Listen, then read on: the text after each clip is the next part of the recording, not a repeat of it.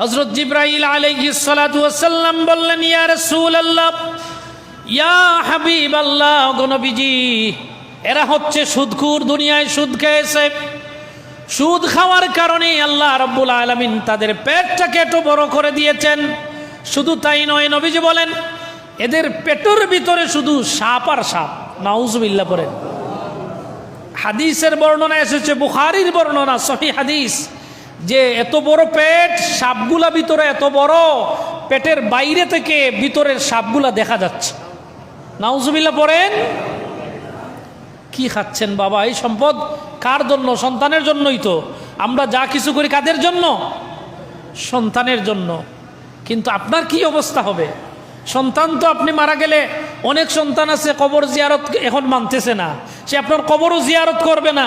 অনেকে এখন কোরআন খতম করা বেদাত বলে, আমার লামাজহাবি ভাইয়েরা, তাহলে কোরআনও খতম করবে না, জিয়ারতও করবে না। আপনি সম্পদ রেখে গেলেন, আপনার জন্য সন্তান কিছুই তো দিচ্ছে না। তাহলে এই হারাম সম্পদ রেখে যে কোনো লাভ আছে? বরঞ্চ কিয়ামতের দিন, শুধু কিয়ামতের দিন না, সুদখোরের আযাব দুনিয়া থেকে শুরু হয়। কোন জায়গা থেকে? দুনিয়া থেকে। আল্লাহ রসুল বলেছেন, যারা সুদখোর তারা দুনিয়ায় লাঞ্ছিত হয়। কি হয়? আচ্ছা বলেন তো, আপনি জানেন ওই ব্যক্তি একটা সুদখোর, আপনার মেয়ে বিয়া দিবেন তার ছেলের সাথে? না, অমুক তো খুব নাম করা সুদখোর, ঠিক না বেঠিক? পেয়ারে হাজিরিন, কেন? যে এই সুদটা সবাই জানি এটা একটা গুনাহ, এমন গুনাহ যে গুনার সর্বনিম্ন গুনাহ হলো মায়ের সাথে জিনা করা। এমন কোন জালিম, এমন কোন মানুষ এই জমিনে নাই যে তার মায়ের সাথে জিনা করবে, ঠিক না বেঠিক? কিন্তু সুদের সর্বনিম্ন গুনাহ হলো মায়ের সাথে জিনা করা। শুধু তাই নয়, নবীজির হাদিসের মধ্যে পাওয়া যায়, 1 টাকা যদি কেউ সুদ খায়, কয় টাকা? 1 টাকা সুদ খায়, এত নিম্নমানের সুদের গুনাহ। চিন্তা করেন, নবীজি বলেছেন 36 বার জিনা করার চাইতেও একবার সুদ খাওয়া আরো কঠিন গুনাহ। নাউজুবিল্লাহ পড়বেন না? 36 বার জিনার চেয়েও 1 টাকা সুদ খাওয়া আরো বেশি গুনাহ। নাউজুবিল্লাহ পড়েন। আজকে সুদটা আমাদের রন্ধ্রে রন্ধ্রে মিশে গেছে। হাজার হাজার কোটি টাকা এক একজনের ব্যালেন্স। চিন্তা করেন, এগুলা সব তার টাকা না সরকারের টাকা, দেশের জনগণের টাকা কিনা? কাদের টাকা এগুলা? এগুলা কিভাবে নিছে? সুদই পাবে, লোনের মাধ্যমে নিছে। এগুলা সুদ, স্পষ্ট দলিল। যারা লোনকে অন্য খাতে নিতে চান, বলেন যারা এটা সুদ না। কোরআন হাদিসের মধ্যে আপনারা দেখবেন, এই লোন আনলে সুদ দেওয়া লাগে কি লাগে না? লাগে কি লাগে না? কিন্তু আপনারা ব্যবসায়ী যারা, আমার মনে হয় হাতে গোনা কয়েকজন ছাড়া প্রত্যেকেরই 1-2টা লোন আছে। আছে না নাই? হয়তো যারা লোন নিছেন এরা জানেন না যে এটা সুদ। আজকে আমি বলে দিলাম, আল্লাহ কোরআনে বলেছেন, যারা এই উপদেশ পাওয়ার পরে যারা ফিরে আসে, আমি আল্লাহ তাদেরকে মাফ করেও দিতে পারি। আর যদি ফিরে না আসে, তাহলে আল্লাহ কি বলেন?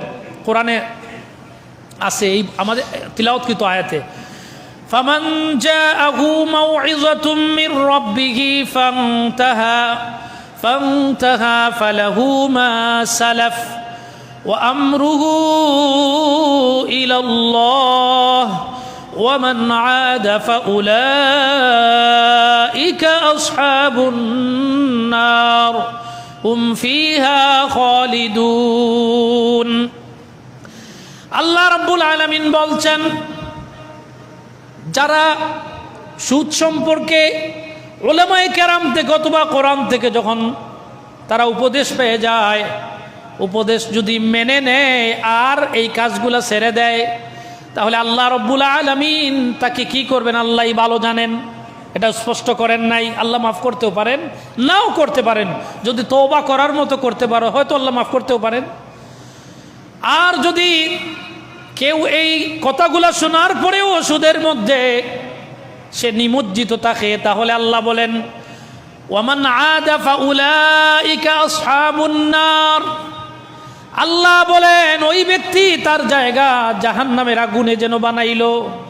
আর হুম ফিহা খালিদুন, এবং তারা চিরস্থায়ী জাহান্নামে থাকবে। কতদিন? মানে জাহান্নাম থেকে ঘুরে জান্নাতে যাওয়ার আর কোনো সুযোগ নাই। দেখেন, গুনাহগারের জন্য যারা ইমানদার মুসলমান তারা যদি গুনাহ নিয়ে জাহান্নামে যায় কোনো এক সময় সাজা কাটিয়ে জান্নাতে যাবে। কিন্তু সুদখোর সম্পর্কে আল্লাহ এই আয়াতে স্পষ্ট বলে দিয়েছেন, যারা সুদ খায় এই সুদ সম্পর্কে কোরআনের বর্ণনা জানার পরেও এই কাজ ছেড়ে দেয় না, আল্লাহ বলতেছেন তারা তাদের স্থান কোথায় করলো? জাহান্নামের আগুনে। এবং তারা এগুলা সুদ খাইলো না, আগুন খাইলো। কি খাইলো? কোন আগুন? দুনিয়ার না জাহান্নামের? জাহান্নামের আগুন খাইলো। এবং কতদিন থাকলো? হুম ফিহা খালিদুন, সে চিরস্থায়ী জাহান্নামে। কতদিন? চিন্তা করেন। অর্থাৎ একজন কাফির মারা গেলে আল্লাহ বলছেন সে চিরস্থায়ী জাহান্নামে, যার ঈমান নাই সে চিরস্থায়ী জাহান্নামী। ওয়াল্লাযীনা কাফারু ওয়া কাযযাবু বিআয়াতিনা উলাইকা আসহাবুন নার। কাযযাব, বেঈমান, কাফির, মুশরিক যারা, তারা যদি মারা যায় তাহলে আল্লাহ কোরআনে বলেছেন তারা চিরস্থায়ী জাহান্নামী। দেখেন একজন সুদখোর, সে নামদারি মুসলমান, মসজিদেও নামাজ পড়ে, এবং শুধু নামাজ না, দেখবেন ঠেলাঠেলি করে ইমাম সাহেবের জায়গায় নিয়ে যাওয়া যায়। ঠিক না বেটি? এরকম কিছু সুদখোর আছে না নাই? তাহলে এত নামাজ পড়লো, এত রোজা রাখলো, এত আমল সব কিছু করলো, কিন্তু আল্লাহ বলতেছেন হুম ফিহা খালিদুন, জাহান্নামে তারা চিরস্থায়ী যাবে। কতদিন? চিরস্থায়ী। কঠিন না সোজা? প্যারে হাজরিন, এই কথাগুলো খুব খেয়াল করে শুনবেন। আজকে সুদটা আমাদের কাছে ইজি একটা ব্যাপার হয়ে গেছে, যে এটা কোনো ব্যাপারই না। কিন্তু আল্লাহ এত কঠিনভাবে কোরআনে বর্ণনা করেছেন, এত কঠিনভাবে বলেছেন। আল্লাহ বলছেন যে সুদ খায় তার সবচেয়ে বড় গুনাহ হলো আমি এবং আমার রসুলের সাথে সে যেন যুদ্ধ ঘোষণা করে, জিহাদ করে। নাউজুবিল্লাহ পড়েন। শুধু তাই নয়, আল্লাহর রসুল বলেছেন কিয়ামতের দিন সুদখোর যখন হাসরের মাঠে উঠবে, আল্লাহ রাব্বুল আলামিন কিয়ামতের দিনও বলবেন, রে সুদখোর, তোর সাথে আমার কোনো কথা নাই, তুমি রেডি হও, আজকে আমার সাথে যুদ্ধ করতে হবে। আচ্ছা, কিয়ামতের মাঠে আল্লাহর সাথে যুদ্ধ করবে, এরকম কোনো ব্যাকুল আছে না নাই? দুনিয়াতে আছে না? তাকে তো পাগলই বলা যায়। কোনো সুস্থ মস্তিষ্কের মানুষ হলে আল্লাহ এবং তার রাসূলের সাথে যুদ্ধে লিপ্ত হতে পারে না, কারণ এটাতে তার এমন কোনো শস্য পরিমাণও আশা নাই যে আল্লাহ এবং তার রাসূলের সাথে যুদ্ধ করে সে জিততে পারবে। প্যারে হাজিরিন, আসুন, আল্লাহ রাব্বুল আলামিন তার হাবিবের হাদিসের দ্বারা বলতেছেন, আল্লাহ রসুল বলতেছেন সুদখোর আল্লাহ এবং তার রাসূলের সাথে যুদ্ধ ঘোষণা করবে তার প্রথম গুনাহ, এবং সে পাগল অবস্থায় কিয়ামতের ময়দানে উঠবে। কোন অবস্থায়? পাগলের দলিল হলো আল্লাযীনা ইয়াকুলুনা রিবা লা ইয়াকুমুনা ইল্লা কামা ইয়াকুমুল্লাযী ইয়াতাখাব্বাতুহু শাইতানু মিনাল মাস।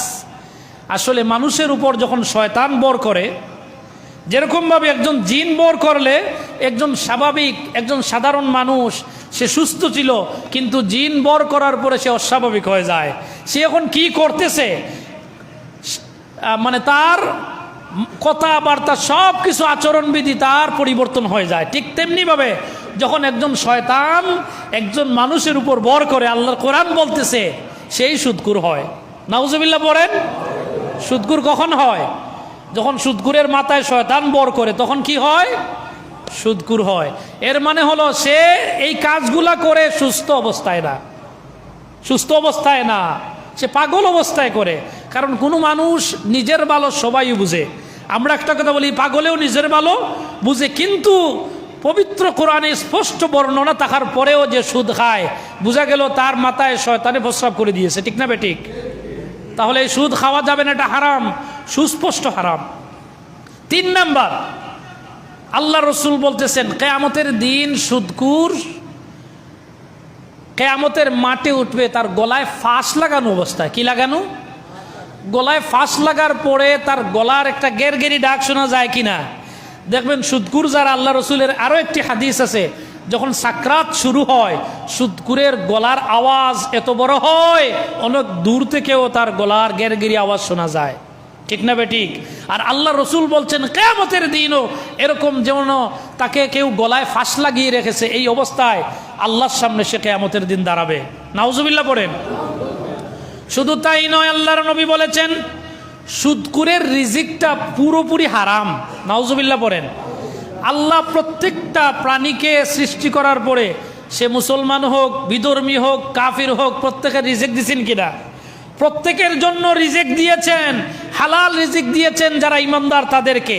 কিন্তু একজন সুদখোর, তার জন্য হালাল রিজিক সাব্যস্ত ছিল, কিন্তু সে সুদ খাওয়ার কারণে তার হালাল রিজিকটাও হারামে পরিণত হয়। নাউজুবিল্লাহ বলেন। হালাল রিজিকটা কি হয়? হারাম হয়ে যায় সুদের কারণে। এরপরে আল্লাহ রসুল বলেছেন 5 নম্বরে, সুদের কারণে এলাকায় গজব আসে। নাউজুবিল্লাহ পড়েন। এই যে বন্যা, এটা কি গজব কি গজব না? এটা গজব কি গজব না? গজব। আল্লাহ রসুল বলেছেন যারা সুদ খায় তাদের জন্য এলাকায় গজব আসে। এখন কথা হলো, আমাদের সমাজে তো সবাই সুদ খায় না, হাতে 5 জন 10 জন হবে সুদখোর, কিন্তু যখন গজব আসে সবার উপরে আসে না, খালি সুদখোরের উপরে?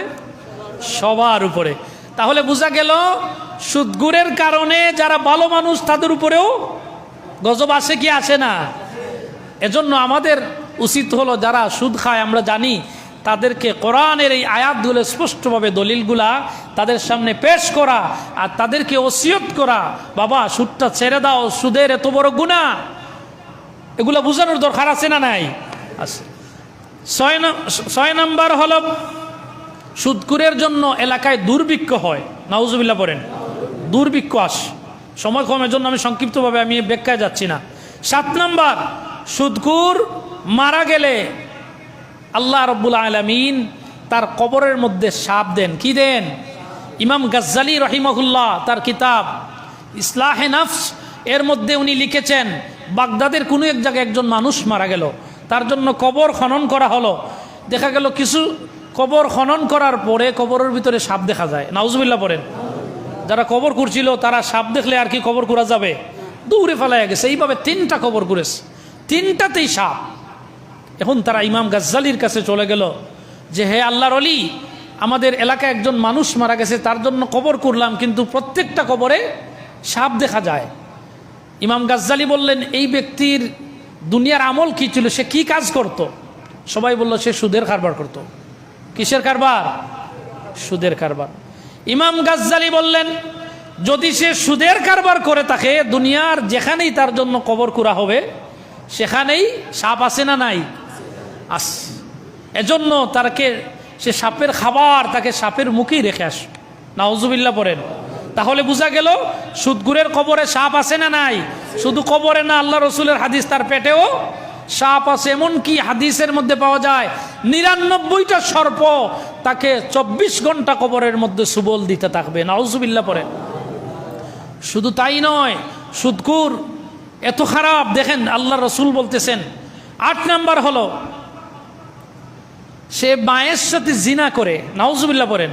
আসলে তো মায়ের সাথে জিনা করে না, সুদ খাওয়ার কারণে সুদের সর্বনিম্ন গুনাহ হলো মায়ের সাথে জিনা করা। নাউজুবিল্লাহ, নাউজুবিল্লাহ। আল্লাহ যেন আমাদের সবাইকে হেফাজত করেন, পড়ে আমিন। 9 নম্বর, সুদ হলো পৃথিবীর মধ্যে সবচাইতে ধ্বংসাত্মক অপরাধ।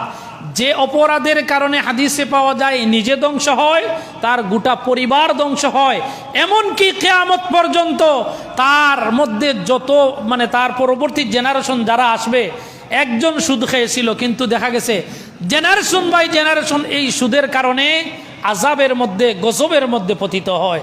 নাউজুবিল্লাহ। তাহলে আপনি সুদ খেলেন, আপনার পরবর্তী জেনারেশন সে সুদ না খেয়েও অপরাধী, ঠিক না বেঠিক? আল্লাহ যেন আমাদেরকে হেফাজত করেন, পড়ি না আমিন।